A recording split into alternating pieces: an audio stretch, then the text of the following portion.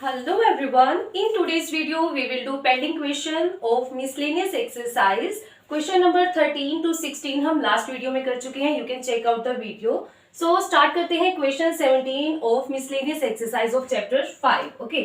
Question क्या है? If alpha and beta are different complex numbers with modulus of beta is equals to 1, we have to find the value of modulus of beta minus alpha over 1 minus product of alpha product of conjugate alpha into beta. Okay, so इसके लिए हम use करेंगे modulus of Z square is equals to product of z and z conjugate. Okay, so ये जो है ये आता कैसे है? आप अगर जेड को कंसीडर कर लो एक्स प्लस आइटा वाई, तो जेड कॉन्जुगेट क्या होगा? X minus iota Y.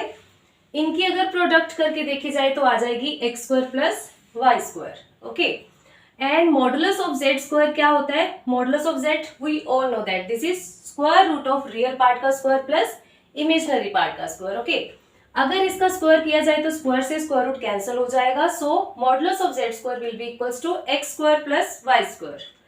सो इसको हम यूज करते हैं अगर हम इसकी वैल्यू फाइंड करें. So this will be equals to beta minus alpha over 1 minus alpha bar beta. Beta minus alpha over 1 minus conjugate alpha into beta का conjugate, like z square is equals to z z bar. Okay, तो अब इन conjugate को solve कर लेंगे. This will be beta minus alpha over 1 minus alpha bar beta. This is beta bar conjugate minus alpha conjugate over 1 minus conjugate of conjugate is equals to the complex number itself. So alpha conjugate का conjugate क्या होगा? Alpha. This will be beta conjugate. Okay. Now we have to find the product of these two. So what will we get? This will be beta beta conjugate minus beta alpha conjugate minus alpha beta conjugate plus alpha alpha conjugate over 1 minus alpha beta conjugate minus alpha conjugate beta plus alpha alpha conjugate beta beta conjugate. Okay, so अब वही concept use करेंगे. Beta beta conjugate क्या होगा? Beta square, modulus of beta square. So this will be modulus of beta square minus alpha conjugate beta minus alpha beta conjugate. तो modulus of alpha alpha conjugate क्या हो जाएगा? Product of alpha alpha conjugate क्या हो जाएगा? Modulus of alpha square. Now 1 minus alpha beta bar minus alpha bar beta. Alpha alpha bar क्या हो जाएगा? Modulus of alpha square modulus of beta square. Okay, अब आपको पता है कि मॉडुलस ऑफ बीटा जो है वो 1 है, तो इसका अगर स्क्वायर करोगे वो भी 1 आएगा.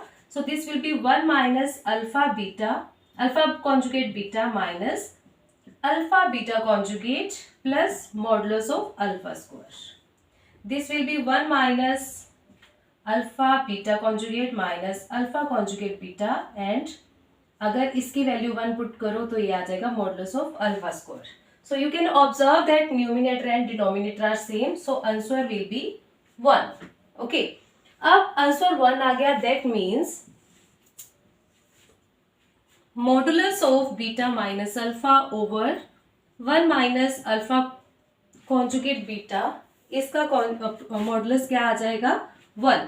This implies beta minus alpha over 1 minus alpha conjugate beta का मॉडुलस क्या आ जाएगा? 1. So this is your answer. Let's discuss about question number 18. Find the number of non-zero integral solutions of the equations 1 minus of the equation 1 minus iota x is equals to 2x. Okay, तो हमने क्या करना है? x की value find करनी है. We have to find the value of x. Okay, but एक है कॉम्प्लेक्स वैल्यू, एक है रियल वैल्यू, तो हम इन दोनों को कंपेयर नहीं कर सकते. तो first of all we have to find the value of conjugate of 1 minus iota. Okay, तो कॉन्जुगेट क्या था? रियल पार्ट का स्क्वायर प्लस इमेजिनरी पार्ट का स्क्वायर और उसका स्क्वायर रूट कर दो, है ना? आइटा नहीं आएगा. Okay, so this will be equals to root of 1 plus 1 which will be root of 2. So इसका आंसर आ गया 2 रेज टू पावर 1/2. ओके, अब देखो आपके पास जो इक्वेशन है, given equation is 1 minus iota conjugate की power x is equals to 2 raise to power x. Okay, अब इसकी अगर वैल्यू पुट कर दी जाए, so this is 2 raised to power 1 by 2 whole power x is equals to 2 raised to power x, implies 2 raised to power x by 2 is equals to 2 raised to power x. We all know that if base is equal then powers will be equal. So therefore x by 2 is equals to x हो जाएगा, which is impossible. x by 2 की value x नहीं हो सकती in real numbers, in integral solutions. Like 2 by 2 is 1. 1 is never equals to 2. Okay, so because these are constant, इनकी एक fixed value है, so x by 2 is equals to x, which is not possible, so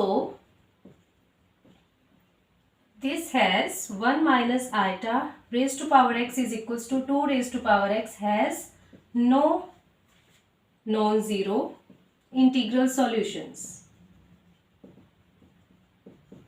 So एक ही solution होगा which will be x is equals to 0. So इसका एक ही solution है which is zero solution, कोई भी नो जीरो इंटीग्रल सॉल्यूशन नहीं है. Okay, let's discuss about question number 19. If a plus iota b c plus iota d a plus iota f g plus iota h is equals to a plus iota b, capital A plus iota b, then we have to show that इन सभी का conjugate का जो square है वो आ जाएगा A square plus B square. Okay, so we have to prove this. We have given this, so on changing iota by minus iota we will get A minus iota B, C minus iota D, E minus iota F, G minus iota H, which is equals to A minus iota B.